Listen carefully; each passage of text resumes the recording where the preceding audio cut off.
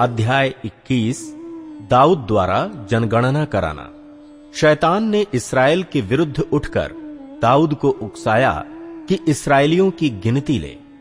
तब दाऊद ने योआब और प्रजा के हाकिमों से कहा, तुम जाकर बशेरबा से ले दान तक इस्राएलियों की गिनती लेकर मुझे बताओ कि मैं जान लूं कि वे कितने हैं। योआब ने कहा, यहोवा की प्रजा कितनी ही क्यों न हो, वह उसको 100 गुना बढ़ा दे। परंतु हे मेरे प्रभु, हे राजा, क्या वे सब राजा के अधीन नहीं हैं?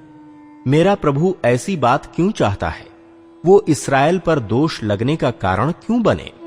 तो भी राजा की आज्ञा योआब पर प्रबल हुई। तब योआब विदा होकर सारे इस्राएल में घूमकर यरूशलेम को लौट आया।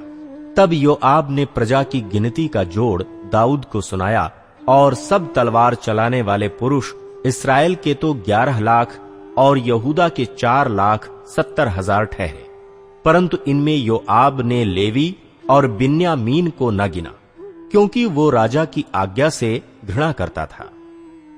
ये बात परमेश्वर को बुरी लगी, इसलिए उसने इस्राएल को मारा। दाऊद ने परमेश्वर से कहा, ये काम जो मैंने किया वो महापाप है, परंतु अब अपने दास का अधर्म दूर कर, मुझसे तो बड़ी मूर्खता हुई है।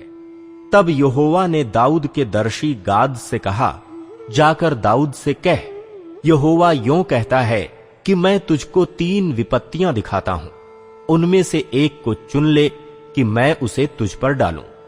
तब गाद ने दाऊद के पास जाकर उससे कहा, यहोवा यों कहता है कि जिसको तू चाहे उसे चुन ले, या तो 3 वर्ष का अकाल पड़े, या 3 महीने तक तेरे विरोधी तुझे नष्ट करते रहें, और तेरे शत्रुओं की तलवार तुझ पर चलती रहे, या 3 दिन तक यहोवा की तलवार चले, अर्थात मरी देश में फैले, और यहोवा का दूत इस्राएली देश में चारों ओर विनाश करता रहे। अब सोच कि मैं अपने भेजने वाले को क्या उत्तर दूं। दाऊद ने गाद से कहा, मैं बड़े संकट में पड़ा हूं, मैं यहोवा के हाथ में पड़ूं, क्योंकि उसकी दया बहुत बड़ी है, परंतु मनुष्य के हाथ में मुझे पड़ना ना पड़े। तब यहोवा ने इस्राएल में मरी फैलाई, और इस्राएल में 70,000 पुरुष मर मिटे।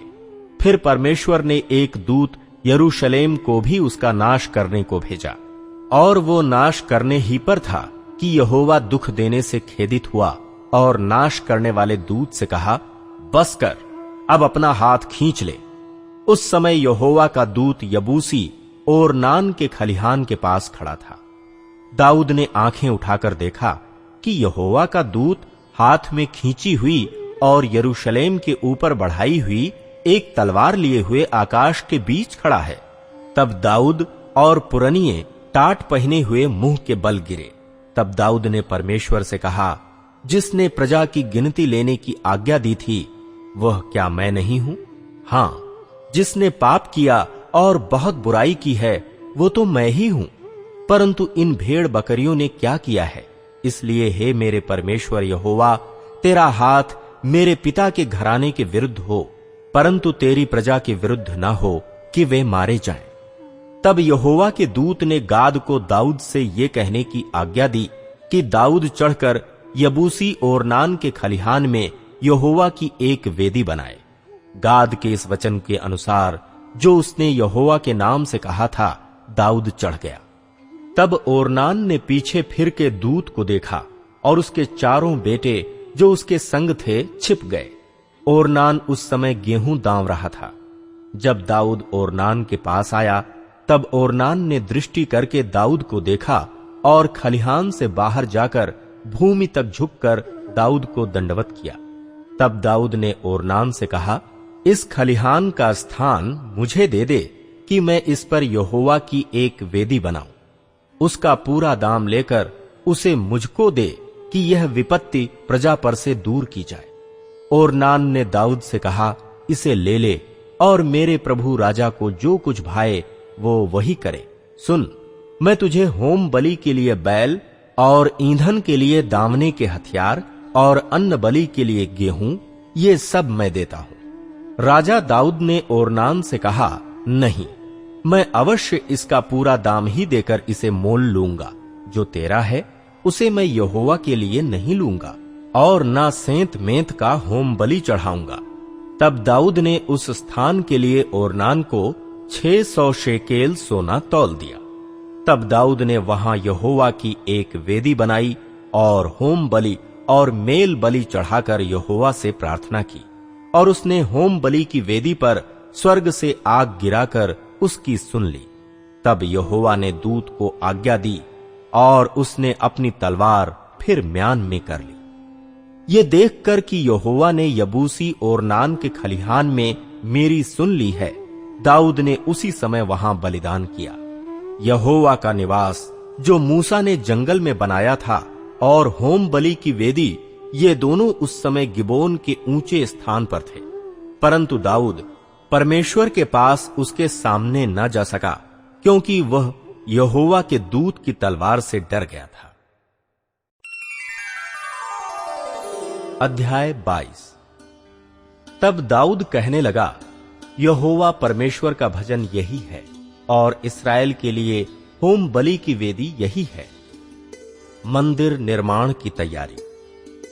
तब दाऊद ने इस्राएल के देश में जो परदेशी थे उनको इकट्ठा करने की आज्ञा दी और परमेश्वर का भवन बनाने को पत्थर गढ़ने के लिए संग तराश ठहरा दिए। फिर दाऊद ने फाटकों के किवाड़ों की कीलों और जोड़ों के लिए बहुत सा लोहा और तौल से बाहर बहुत पीतल और गिनती से बाहर देवदारू के पेड़ इकट्ठे किए, क्योंकि सीदोन और सोर के लोग दाऊद के पास बहुत से देवदारू के पेड़ लाए थे। और दाऊद ने कहा, मेरा पुत्र सुलेमान सुकुमार और लड़का है, और जो भवन यहोवा के लिए बनाना है उसे अत्यंत तेजोमय और सब देशों में प्रसिद्ध और शोभायमान होना चाहिए, इसलिए मैं उसके लिए तैयारी करूंगा। अतः दाऊद ने मरने से पहले बहुत तैयारी की। फिर उसने अपने पुत्र सुलेमान को बुलाकर इस्राएल के परमेश्वर यहोवा के लिए भवन बनाने की आज्ञा दी। दाऊद ने अपने पुत्र सुलेमान से कहा, मेरी हार्दिक इच्छा तो थी कि मैं अपने परमेश्वर यहोवा के नाम का एक भवन बनाऊं, परंतु यहोवा का ये वचन मेरे पास पहुंचा, तूने लहू बहुत बहाया और बड़े बड़े युद्ध किए हैं, इसलिए तू मेरे नाम का भवन न बनाने पाएगा, क्योंकि तूने भूमि पर मेरी दृष्टि में बहुत लहू बहाया है। देख, तुझसे एक पुत्र उत्पन्न होगा जो शांत पुरुष होगा, और मैं उसको चारों ओर के शत्रुओं से शांति दूंगा। उसका नाम सुलेमान होगा, और उसके दिनों में मैं इस्राएल को शांति और चैन दूंगा। वही मेरे नाम का भवन बनाएगा, वही मेरा पुत्र ठहरेगा और मैं उसका पिता ठहरूंगा, और उसकी राजगद्दी को मैं इस्राएल के ऊपर सदा के लिए स्थिर रखूंगा। अब हे मेरे पुत्र, यहोवा तेरे संग रहे, और तू कृतार्थ होकर उस वचन के अनुसार जो तेरे परमेश्वर यहोवा ने तेरे विषय कहा है उसका भवन बनाना। अब यहोवा तुझे बुद्धि और समझ दे और इस्राएल का अधिकारी ठहरा दे, और तू अपने परमेश्वर यहोवा की व्यवस्था को मानता रहे। तू तभी कृतार्थ होगा जब उन विधियों और नियमों पर चलने की चौकसी करेगा जिनकी आज्ञा यहोवा ने इस्राएल के लिए मूसा को दी थी। हियाव बांध और दृढ़ हो, मत डर और तेरा मन कच्चा ना हो। सुन, मैंने अपने क्लेश के समय यहोवा के भवन के लिए 1,00,000 किक्कार सोना और 10,00,000 किक्कार चांदी और पीतल और लोहा इतना इकट्ठा किया है कि बहुतायत के कारण तौल से बाहर है। और लकड़ी और पत्थर मैंने इकट्ठे किए हैं, और तू उनको बढ़ा सकेगा। तेरे पास बहुत कारीगर हैं, अर्थात पत्थर और लकड़ी के काटने और गढ़ने वाले, वरन सब भांति के काम के लिए सब प्रकार के प्रवीण पुरुष हैं। सोना, चांदी, पीतल और लोहे की तो कुछ गिनती ही नहीं है। अतः तू उस काम में लग जा, यहोवा तेरे संग नित रहे। फिर दाऊद ने इस्राएल के सब हाकिमों को अपने पुत्र सुलेमान की सहायता करने की आज्ञा ये कहकर दी, क्या तुम्हारा परमेश्वर यहोवा तुम्हारे संग नहीं है? क्या उसने तुम्हें चारों ओर से विश्राम नहीं दिया? उसने तो देश के निवासियों को मेरे वश में कर दिया है, और देश यहोवा और उसकी प्रजा के सामने दबा हुआ है। अब तन मन से अपने परमेश्वर यहोवा के पास जाया करो, और जी लगाकर यहोवा परमेश्वर का पवित्र स्थान बनाना, कि तुम यहोवा की वाचा का संदूक और परमेश्वर के पवित्र पात्र उस भवन में लाओ जो यहोवा के नाम का बनने वाला है।